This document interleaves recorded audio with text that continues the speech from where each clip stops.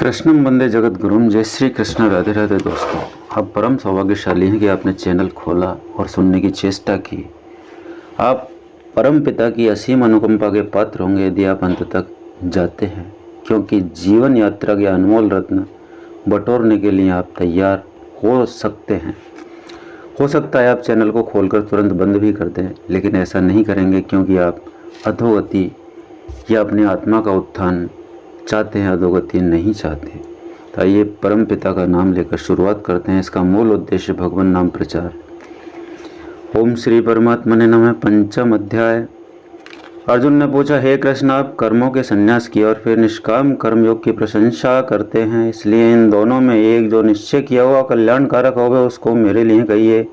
इस प्रकार अर्जुन के पूछने पर श्री कृष्ण महाराज बोले, हे अर्जुन, कर्मों का संन्यास अर्थात मन, इंद्रिय और शरीर द्वारा होने वाले संपूर्ण कर्मों का कर्तापन का त्याग और निष्काम कर्मयोग अर्थात समत्व बुद्धि से भगवद अर्थ कर्मों को करना, ये दोनों ही परम कल्याण के करने वाले हैं। परंतु उन दोनों में भी कर्मों के संन्यास से निष्काम कर्मयोग साधन में सुगम होने से श्रेष्ठ है।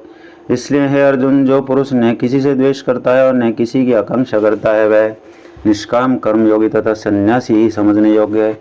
क्योंकि राग द्वेष आदि द्वंद्वों से रहित हुआ पुरुष सुखपूर्वक संसार रूप बंधन से मुक्त हो जाता है। हे अर्जुन, ऊपर कहे हुए संन्यास और निष्काम कर्म योग को मूर्ख लोग अलग अलग फल वाले कहते हैं, न कि पंडित जन, क्योंकि दोनों में से एक में भी अच्छी प्रकार स्थित हुआ पुरुष दोनों के फल रूप परमात्मा को प्राप्त होता है।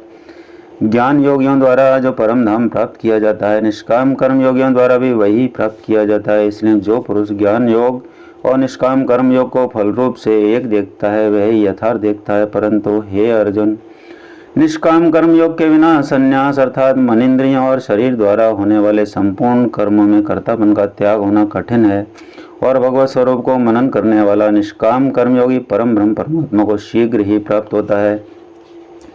वश में किया हुआ है शरीर, जिसके ऐसा जितेंद्रिय और विशुद्ध अंतःकरण वाला एवं संपूर्ण प्राणियों के आत्मरूप परमात्मा में एक ही भाव हुआ निष्काम कर्मयोगी कर्म करता हुआ भी लिपायमान नहीं होता।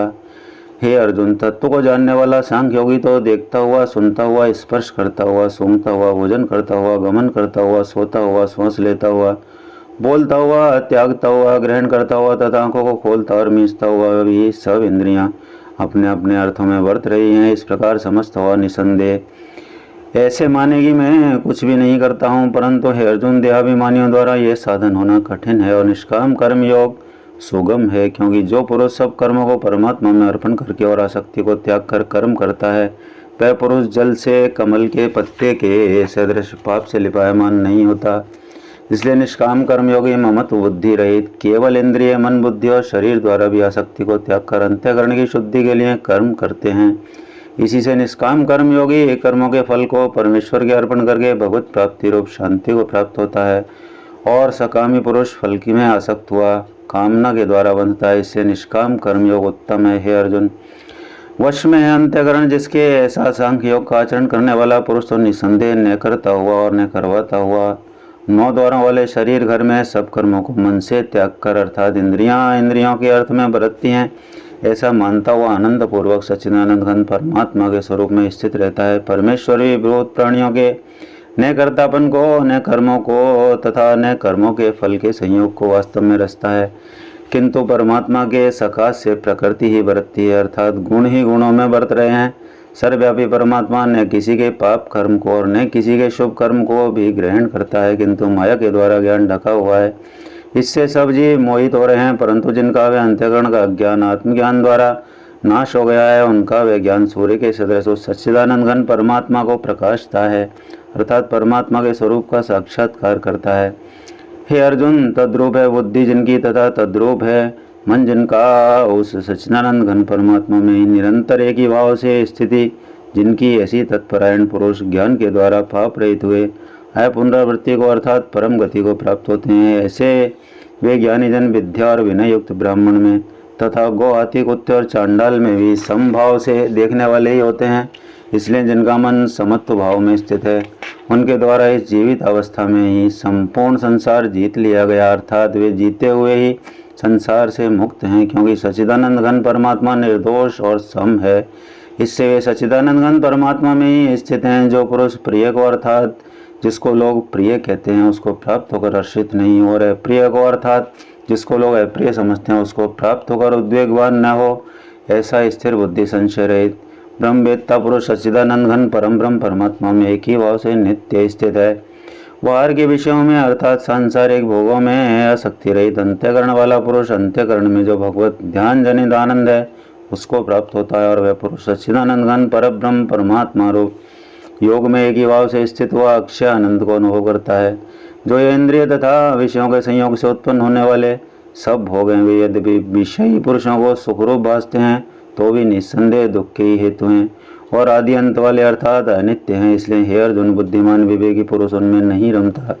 जो मनुष्य शरीर के नाश होने से पहले ही काम और क्रोध से उत्पन्न हुए वेग को सहन करने में समर्थ है, अर्थात काम क्रोध को जिसने सदा के लिए जीत लिया है वह मनुष्य इस लोक में योगी है और वही सुखी है। जो पुरुष निश्चय करके आत्माराम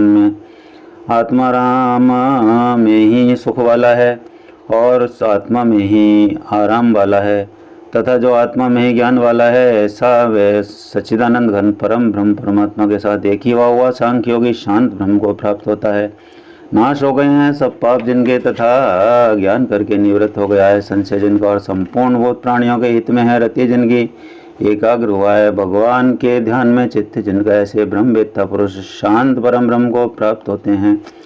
काम क्रोध से रहित जीते हुए चित्त वाले परम ब्रह्म परमात्मा का साक्षात्कार किए हुए ज्ञानी पुरुषों के लिए सब ओर से शांत परम ब्रह्म परमात्मा ही प्राप्त है। हे अर्जुन, बाहर के विषयों को न चिंतन करता हुआ बाहर ही त्याग करो। नेत्रों की दृष्टि को प्रकृति के बीच में स्थित करके तथा नासिका में विचरने वाले प्राण और अपान वायु को सम करके जीती हुई इंद्रियां, मन और बुद्धि जिसकी, ऐसी जो मोक्ष परायण मुनि इच्छा भय और क्रोध से रहित है वे सदा ही मुक्त है।